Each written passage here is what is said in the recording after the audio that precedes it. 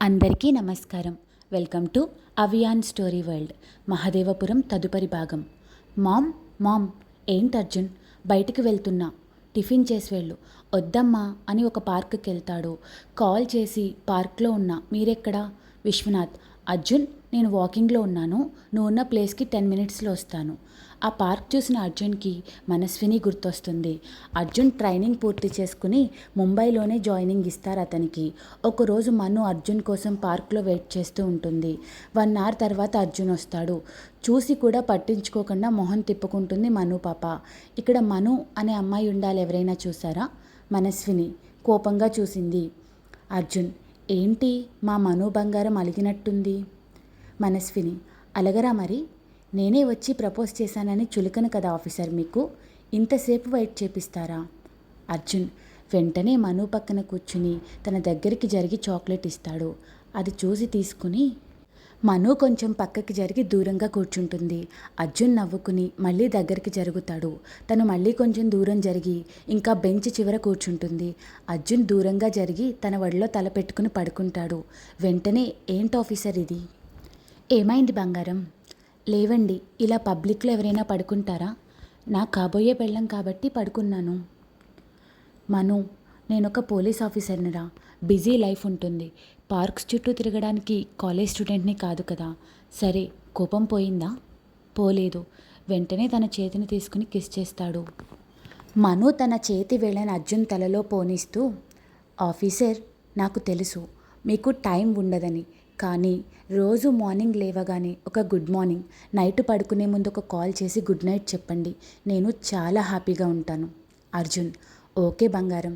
కరెక్ట్గా అదే time mobile ట్రింగ్ అనడంతో ఆలోచనలోండి బయటకు వచ్చి మొబైల్లో మను నుండి వచ్చిన గుడ్ మార్నింగ్ మెసేజ్ చూసి నవ్వుకుంటాడు. ఎలాగా రిప్లై పెట్టాడు, మనకి తెలిసిందే కదా. అప్పుడే అక్కడికి వచ్చిన విశ్వనాథ్ గారు అర్జున్ అతనిని గురువుగా భావిస్తాడు. అర్జున్ నవ్వుకోవడం చూసి, హలో అర్జున్. Hi sir. ఎవరు? నీ గర్ల్ ఫ్రెండా? చిన్ని స్మైల్తో, నన్ను ఇక్కడికి ఎందుకు రమ్మన్నారు? విశ్వనాథ్, నువ్వు టేకప్ చేసిన ప్రతి కేసు సక్సెస్, అందుకే నా స్పెషల్ ఇంట్రెస్ట్ మీద నీకు ఈ కేసు అప్పచెప్తున్నాను. చెప్పండి. ఆ కేస్ డీటెయిల్స్ చెప్పగానే ఫుల్ స్మైల్ వచ్చింది అర్జున్ ఫేస్లో. ఓకే సార్, మీరు చెప్పిన కేసు నేను టేకప్ చేస్తాను. ఓకే అర్జున్, జాగ్రత్త, వెరీ కాన్ఫిడెన్షియల్. సస్పెన్షన్లో ఉన్నావు కదా, ఇప్పుడు అండర్ కవర్ ఆపరేషన్ స్టార్ట్ చేయి, నేను పై ఆఫీసర్స్తో మాట్లాడతాను. అర్జున్, ఓకే సార్, నేను వెళ్తాను అని ఇంటికి బయలుదేరుతాడు. దారిలో అర్జున్ మొబైల్ మోగుతుంటే పక్క కాపీ లిఫ్ట్ చేసి మాట్లాడి స్పీడ్గా ఇంటికి వెళ్తాడు. ఇంటికి వచ్చిన అర్జున్, మామ్, నేను వైజాగ్ బయలుదేరుతున్నాను. సుహాసిని, అదేంట్రా ఇంత సడన్గా? వెళ్ళాలి, చిన్ని వచ్చాక మళ్ళీ వస్తాను. నానమ్మ ఎక్కడా? గుడికి వెళ్ళారు. నాన్నగారికి నానమ్మకి చెప్పు. సుహాసిని, ముందు చెప్తే ఏదైనా చేసి పెట్టేదాన్ని కదా కన్నా, ముందు టిఫిన్ తిను, ఈలోపు ఇంట్లో ఉన్న స్నాక్స్ ప్యాక్ చేసి ఇస్తారు. బాయ్. జాగ్రత్త కన్నా, డ్యూటీలో పడి తినడం మర్చిపోకు. అమ్మా, ఒకవేళ నా నుంచి మీకు కాల్ రాకపోయినా కంగారు పడద్దు, నేను వెళ్ళే చోటున్న సిచ్యువేషన్ని బట్టి కాల్ చేస్తా. జాగ్రత్త కన్నా, కంగారు పడకు మామ్. బాయ్.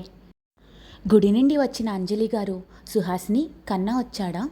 వచ్చాడు, వెళ్ళాడు. ఎక్కడికి? రాగానే బట్టలు సర్దుకుని వైజాగ్ వెళ్ళిపోయాడు అత్తయ్య.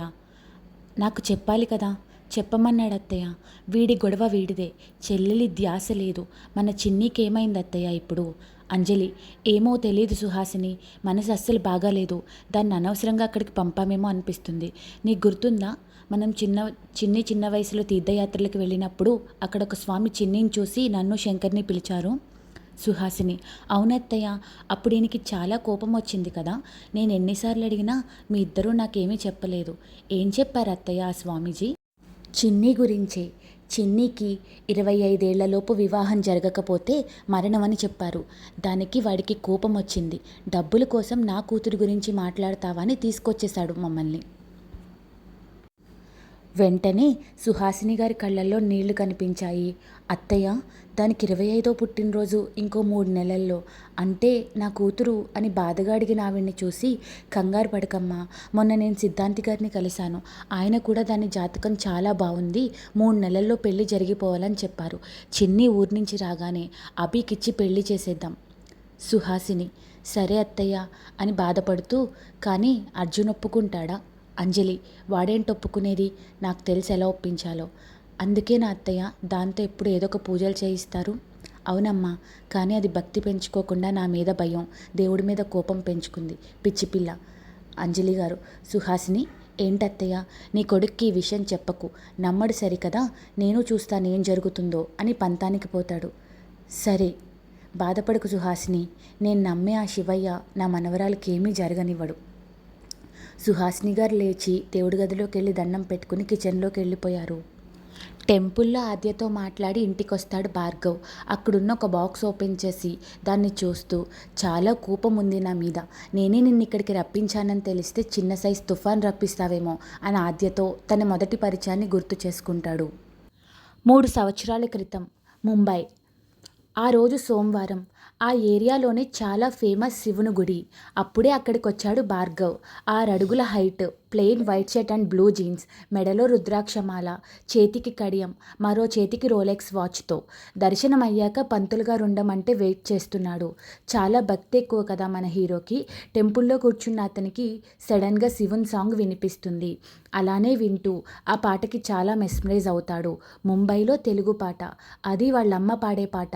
తెలియకుండానే అతని అడుగులు ఆ టెంపుల్ పక్కనున్న రూమ్ వైపు పడతాయి. వెనక నుండి చూస్తాడు పాడే అమ్మాయిని. రూమ్లోకి వెళ్దాం అనుకునేసరికి పంతులు గారు పిలుస్తారు అతన్ని. ముంబై కదా, మొత్తం హిందీ కాన్వర్జేషన్, మనం మాత్రం తెలుగులోనే చెప్పుకుందాం.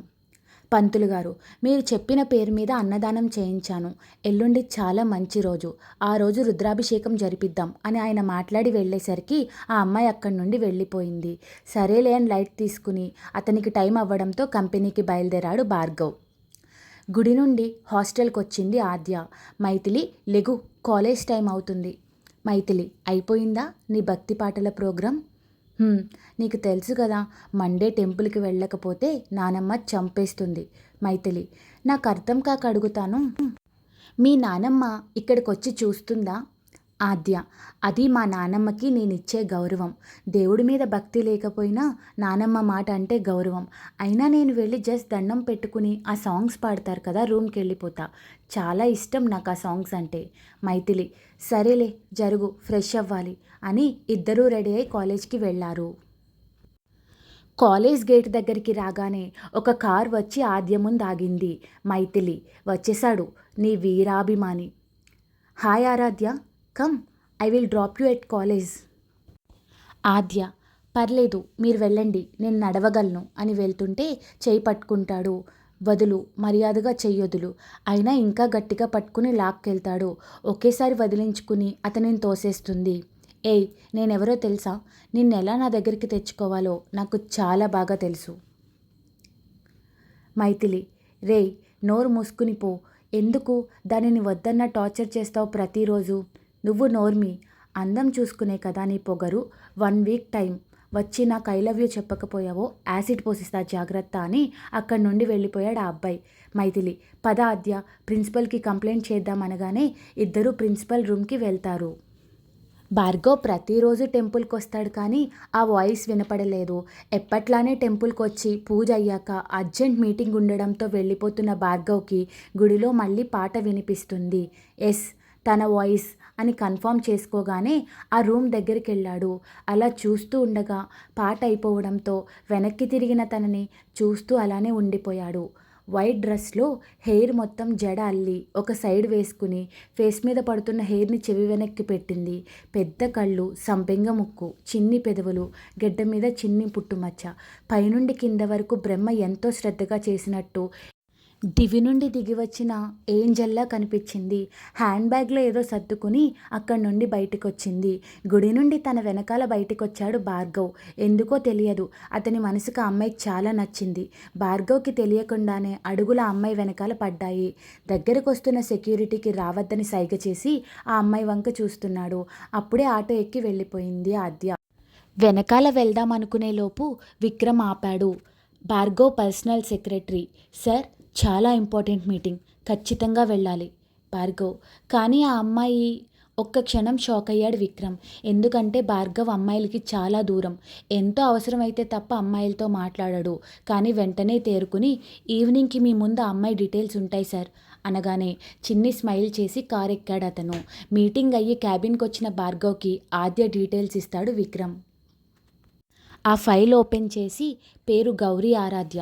నేమ్ చూడగానే చిన్ని స్మైల్ వస్తుంది భార్గవ్ పెదవులపై. శివ గౌరీ మెడికల్ స్టూడెంట్నా అనుకుని డీటెయిల్స్ అన్నీ చూసి కలుద్దాం ఏంజెల్ వెయిట్ ఫర్ మీ అనుకుని వర్క్ చేసుకుంటాడు. ఆ రోజు గుర్తు రాగానే మళ్ళీ ఆద్యను చూడాలనిపిస్తుంది భార్గవ్కి. వెంటనే తన ల్యాప్టాప్ ఓపెన్ చేసి మెడికల్ క్యాంప్ దగ్గర పెట్టిన కెమెరాస్ చూస్తాడు. డాక్టర్స్ అందరూ మాట్లాడుకుంటుంటే ఆద్య మాత్రం డల్గా కూర్చుంది.